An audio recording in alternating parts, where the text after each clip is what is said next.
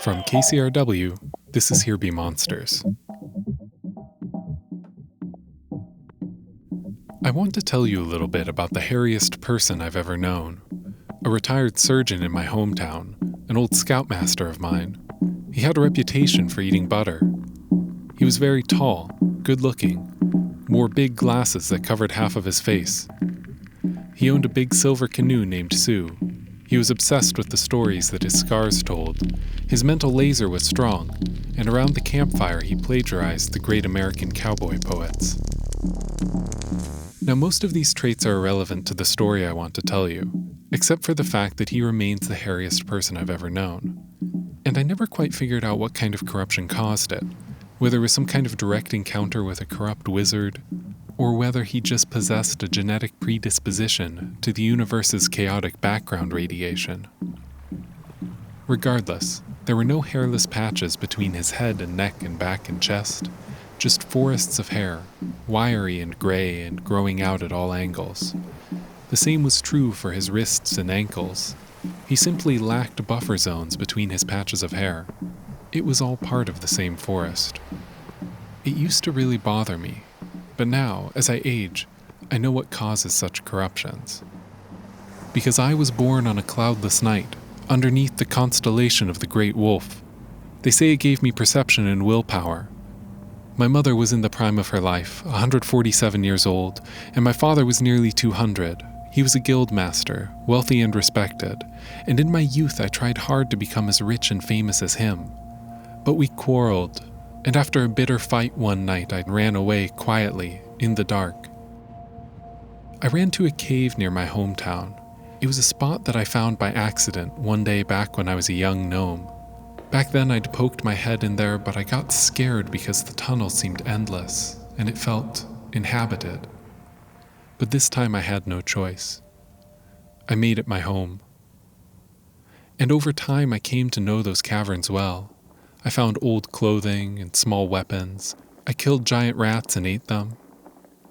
And one day, as I strode through the dark halls, I noticed a small ancient book on the ground, its cover cracked and dusty. I was literate, at least I thought I was, but as I looked through the pages, there was some kind of impossibility there in the writing. It confused me, and before I could protect my eyes, the perversity of these arcane runes blinded me, gave me vertigo. And so I spent the next 2 days wandering the caves in a stupor, walking into walls, falling into pits, taking myself to the brink of dehydration before I regained my senses. And this is how I knew I found something powerful. I kept the small spellbook near me at all times, and I swore to one day understand it. Each day I read, and each day I found the runes more palatable, and one day I managed to read the whole book cover to cover, and then I felt a surge of knowledge behind my eyes, my head, my fingertips. The spellbook disintegrated into dust. And so I walked with confidence to a far room where I knew a cruel old goblin to live. I kicked down the makeshift door, walked up to the goblin, and I uttered my incantation for the first time.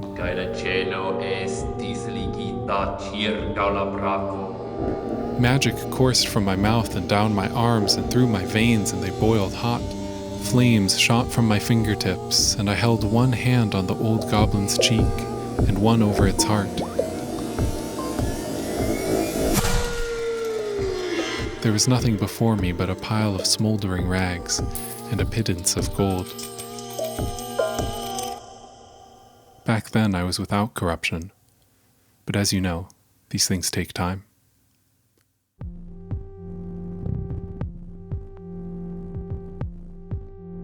The surgeon was always hiring me to do odd jobs. Painting, cleaning, lawn work, etc. I was probably 14 at the time and the surgeon was probably 60. And he paid me $10 an hour or so it was good money. And late one spring, the surgeon hired me to help him clean out his neighbor's garage, help him with the heavy lifting.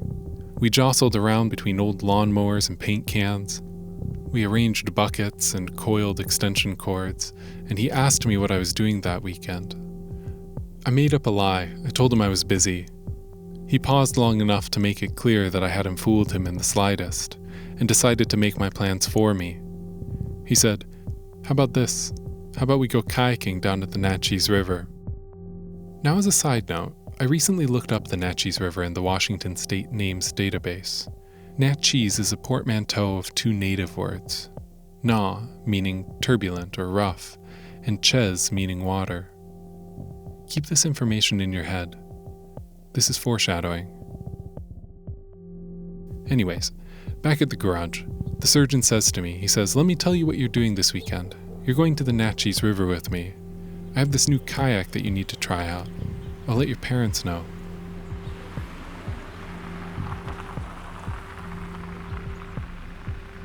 When my dad came to pick me up, he rolled down the window and the surgeon shared the good news. I felt dread, and it wasn't because I somehow knew that I was going to face my own mortality that weekend. It was just because I had been planning to spend my time playing computer games in my very quiet and very dry basement.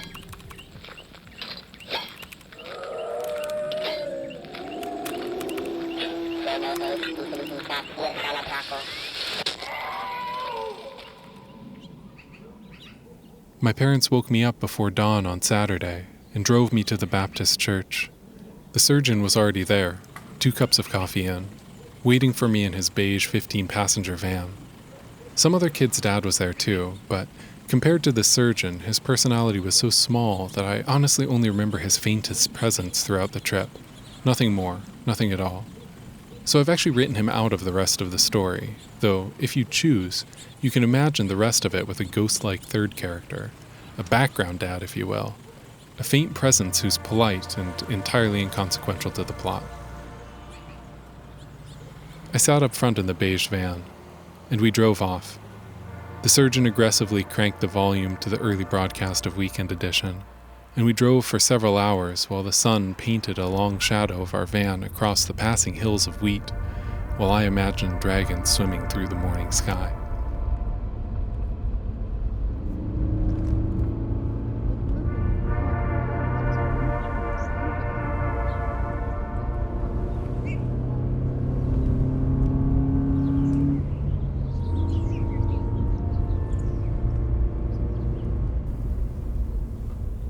Back then, back in middle school, I had a friend named Bloodhammer the Barbarian. We were on the math team together. Bloodhammer was super smart and funny, smarter and funnier than me, but he was short though, and so the kids picked on him. And even though we were friends, I picked on him too. I once did something most cruel to Bloodhammer, but this was back before then, back when we were closer. Some days after school, Bloodhammer and I used to walk down to the public library. There, they had rows of computers and the internet. We'd pull out stacks of floppies that we kept in our backpacks and huddle around one computer.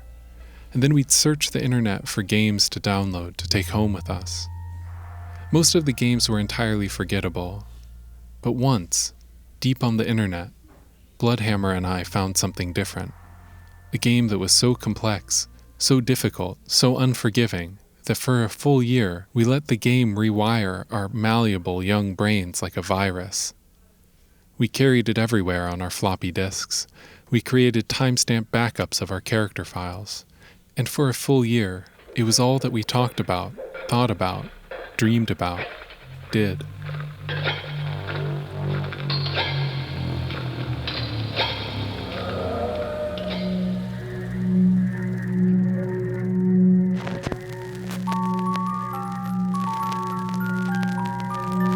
Here Be Monsters, the podcast about orc flesh. The podcast about the unknown.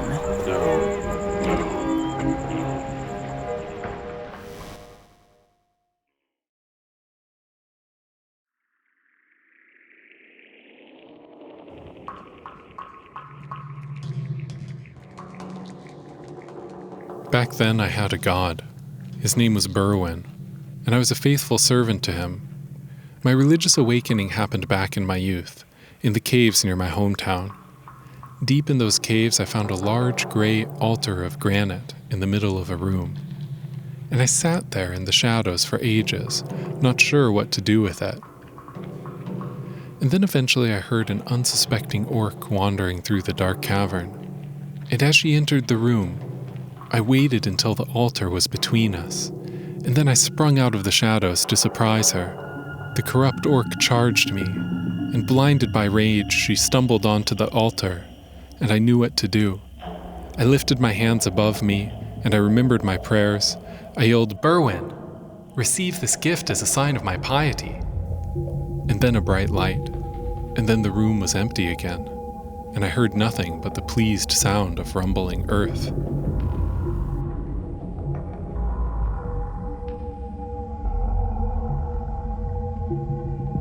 As the years passed, I repeated this over and over again, and with all species of evil, lizard men, harpies, and scores more goblins and orcs. I filled Berwyn's bellies so many times that unusually good fortune shined upon me. I would just look to the heavens and call in my favors, and then instantly, whatever I wished for was in front of me. Food, power, health, or wealth, and I always felt close to my lord. As long as you remain loyal to me, I am always at your side.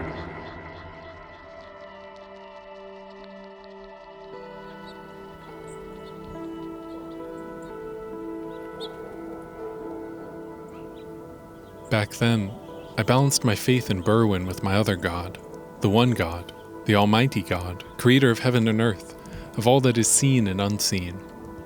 I was pious to the one God too, but less so. My sacrifices to the one God were, I guess, softer sacrifices. I tried evangelizing to some of my friends.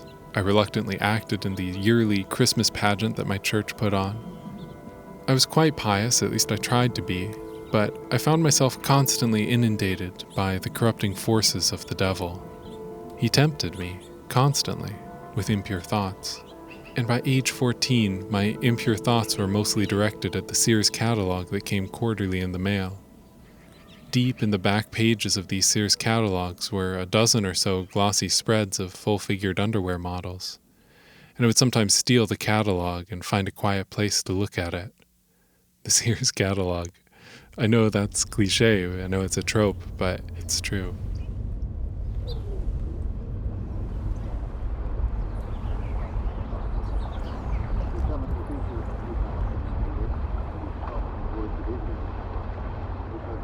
I got my first look at the river through the driver's side window of the van. It was white and choppy, moving fast. The surgeon pulled off the van to the side of the road. We pulled the boats out of the trailer, and for the surgeon it was a tiny catamaran. I'd seen him paddle this boat before. He was nimble, and he could scoot across the river like a water skipper bug. For me, he brought a kayak. Not a normal one, but something much wider and deeper. Something that looked like if you could inflate a bathtub. He told me that it was a prototype kayak that he got for free. We pumped it full of air. Then we carried our boats down to the river's steep rocky banks, and I pulled on my life jacket and felt the water. It was greedy and cold, but the surgeon didn't care. He'd already waded in and then back out, and then back to the van, where he changed into his wetsuit. Even from a distance, I could tell that he was still the hairiest person that I'd ever met, possibly the hairiest person in the whole world. We put our boats in the water and pushed off. I immediately ran my inflatable bathtub into a rock and flipped into the river.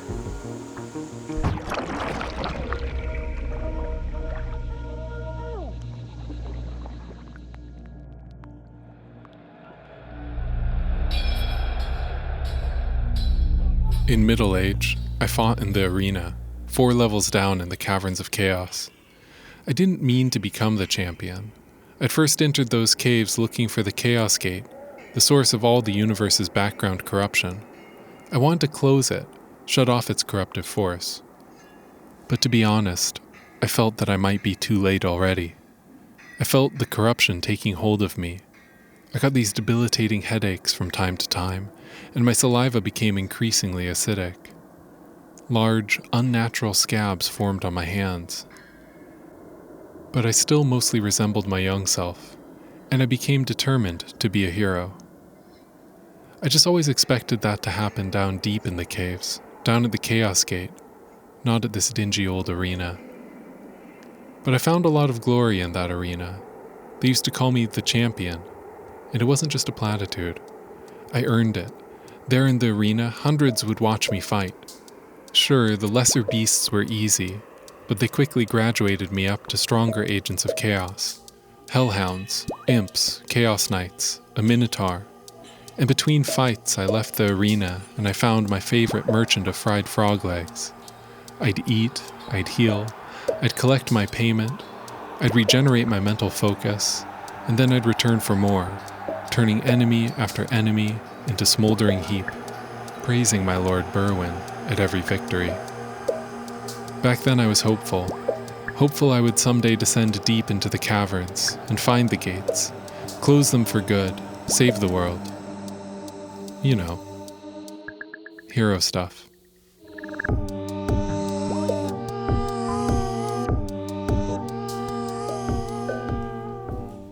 It felt like Bloodhammer and I would never stop playing. We spent that year meeting at the library, where we would discuss strategies for dragon killing, recipes for hearthling bread, the proper crop rotations for rare herbs, etc. It felt like we were a team. I worried that he and I would grow into old age, and then one day we'd sit up in our rocking chairs and realize that we'd made the mistake of saving an imaginary world from evil instead of the real one. But Bloodhammer lost interest before me. I came to the library one day, and he wasn't doing the normal research. Instead, he was chatting with someone on the internet. He said it was someone we went to school with, and he showed me their messages, and it was clear that he loved her. Had I not been born in the sign of the wolf, had I not received those natural boosts to both my perception and willpower, I would have become enraged. I would have recited my arcane words in a jealous weakness and turned him to a pile of ash right there in the library. But I restrained myself, and I said nothing. Instead, I redoubled my efforts to close the Chaos Gate. Bloodhammer and I were growing apart.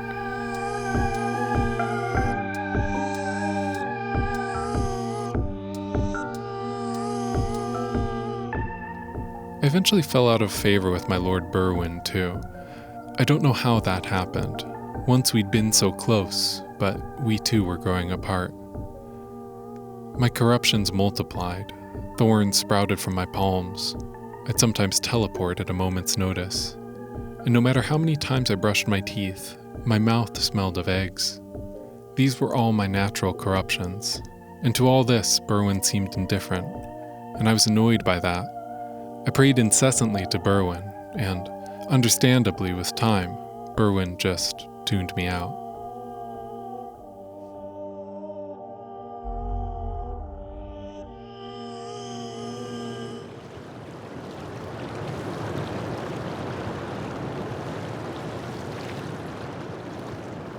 The river was narrowing, and the banks were getting steeper. The surgeon was far off in front of me, and I was falling behind. He turned around to yell something at me, but I couldn't hear him. Ahead on the river, I saw something strange, something I'd never seen before. A perfect horizontal line. Just a line. And beyond that line, nothing. The surgeon approached the river's horizon, and then slowly and peacefully, I watched him and his boat just over the horizon and completely disappear, shoulder hair and all. The surgeon had mentioned something about this to me while we were driving. "It's just a small dam," he said. "A dam?" I said. "Yeah, it's just a small irrigation dam. You have to keep paddling. You'll be fine. It's just a very small dam." He reminded me again, "Just keep paddling. There's a huge wave at the bottom that will try and toss you back upstream. Don't let it." We went back to listening to the radio.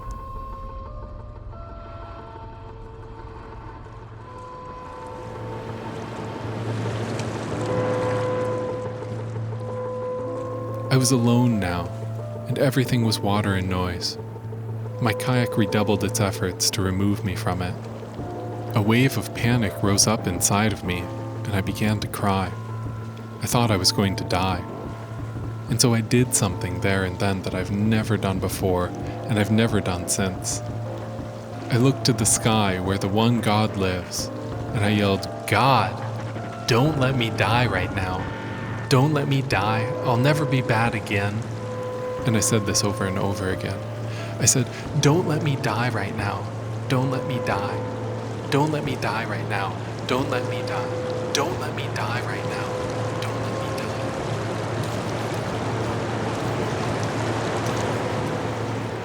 I rushed towards the river's horizon, and then I saw a sharp edge and a wall of mist, and I couldn't tell if the one God could or would do anything to save me this time.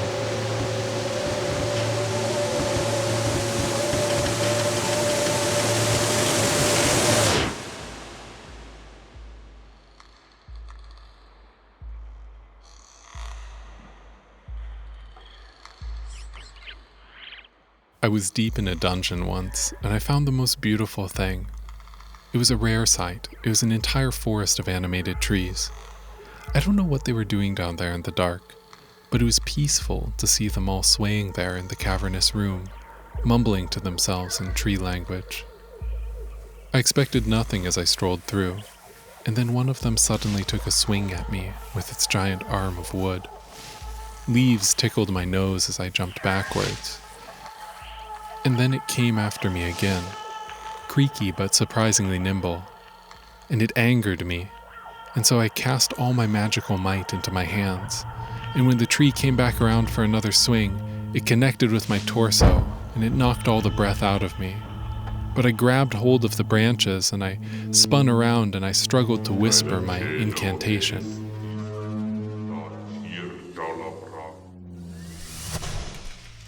And when it left my lips, the animated tree became just another pile of charcoal.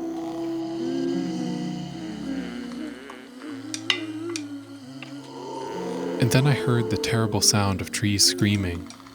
The message was spreading across the cavern. And then instantly I was surrounded. They swung at me, and I turned them to smoldering ash one at a time. And we fought this way for hours.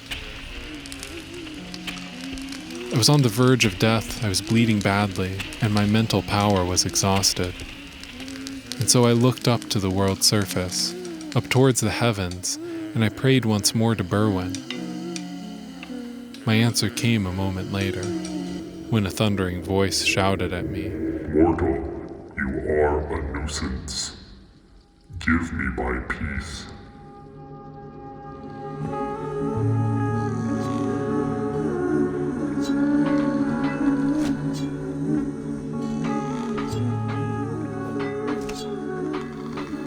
That day, it was my corruption that saved me. In the height of battle, I felt myself separating from the plane. And I separated into something liminal, where I could see nothing. And I felt nothing. And it wasn't even a nothingness, it was like a blackness. It was a nothingness of emptiness. A nothingness of nothingness. But it lasted for just a moment. And then suddenly I popped back out of it, and I was standing at the other side of the cavern, where I could see the pile of animated trees that had previously been beating me. I could now see them from a distance, and they began screaming their terrible screams as they hunted for me. But beneath my feet, I saw a staircase heading down, so I fled deeper into the caves.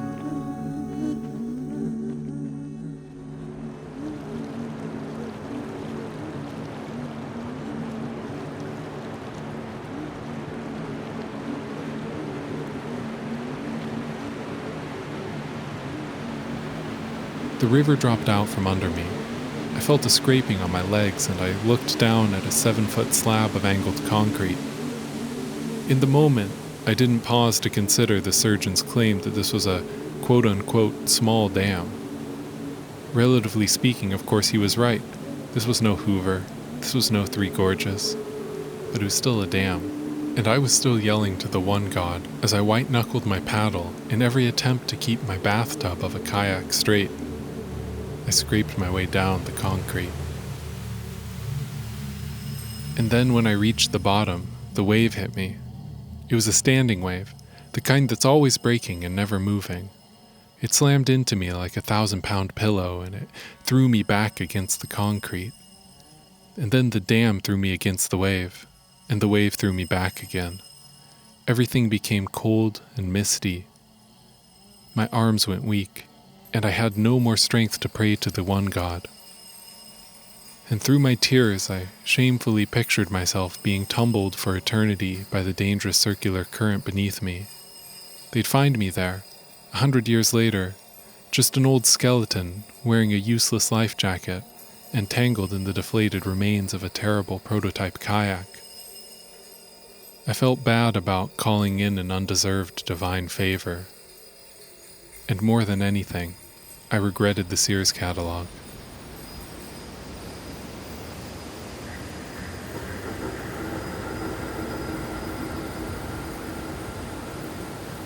And yet, somewhere through the vapor, I heard a rumbling voice. It wasn't the one God. It wasn't Berwyn. It was the surgeon, yelling at me to keep paddling, which I did. And stroke by stroke, I broke through that wave and into the calm river beyond. And there, on the other side, was the surgeon, just laughing at me in a way that was neither kind nor cruel, just laughing. I don't know if he heard me crying and praying, but I slumped down in my boat, just shaking. We floated downstream together, and I spat some foul mucus into the river. It tasted like old eggs. We eventually dragged our boats back out of the water, deflated them, and drove back home. The passing hills caught our van's ever-lengthening shadow, while I silently looked for dragons flying through the clouds.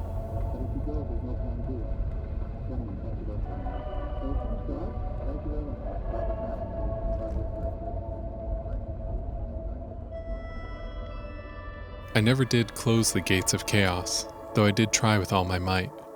The closer I got to the gates, the more quickly I became corrupted and weak. My spells were not good enough, my god stopped answering my prayers, my companions all died or left me. My goals got simpler instead. Survive, find a place to call home, win back a bit of favor with Berwyn, treat the corruptions I already had, and avoid getting more. Eventually, though, I began to languish in my saved game file for weeks at a time. 1 year after we first found the game, Bloodhammer and I went to a math team competition together. And one night we were running around the hotel and he was chasing me, and I slammed a hotel door on him. The bottom of the door tore off his big toenail, and I thought it was so funny. And I didn't help him, I just laughed. It's still one of the cruelest things that I've ever done.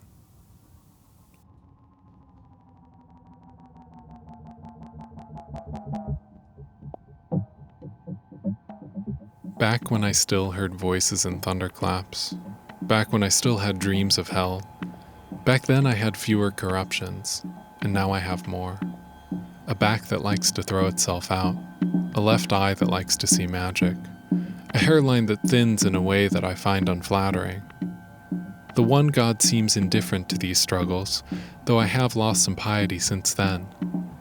But the surgeon taught me that not all corruption is bad. I eagerly anticipate the day when my shoulder hair turns gray, the days when I laugh in the face of death, and the days when I'll crank the volume to Morning Edition when it comes on the radio.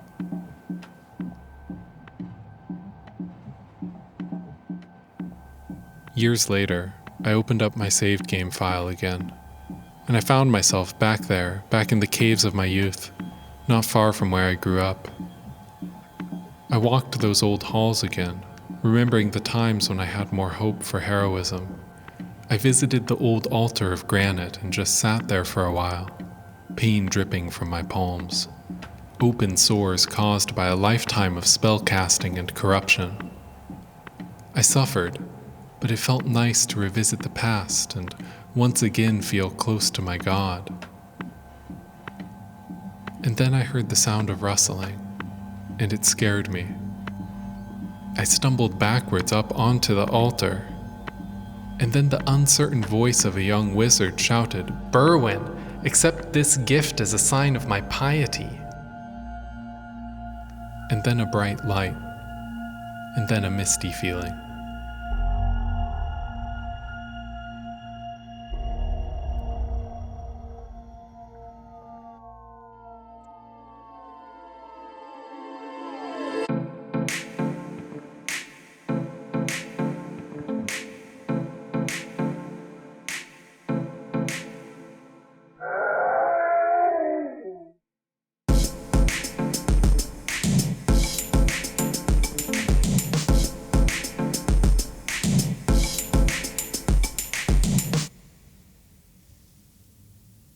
Well, it's season 7 now. Beth and I have been working hard over the summer so that every other Wednesday we can drop a little nugget of audio weirdness in your podcast feed. We have episodes coming up for you about diving, fungus, raccoons, witches, nuclear fusion, everything.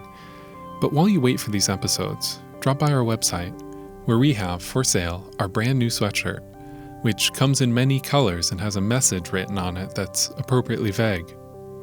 If you buy one, tag us on social media with a picture. You can get yours at our website, which is hbmpodcast.com/store. And there on our website, you can find out all about a great computer game that I used to play called Ancient Domains of Mystery. I loved this game, and I still do. I've been playing it recently for research. My character is a wizard named Noodle, and I keep dying. Music on this episode came from Cirocell, Ahi, The Black Spot, and Circling Lights.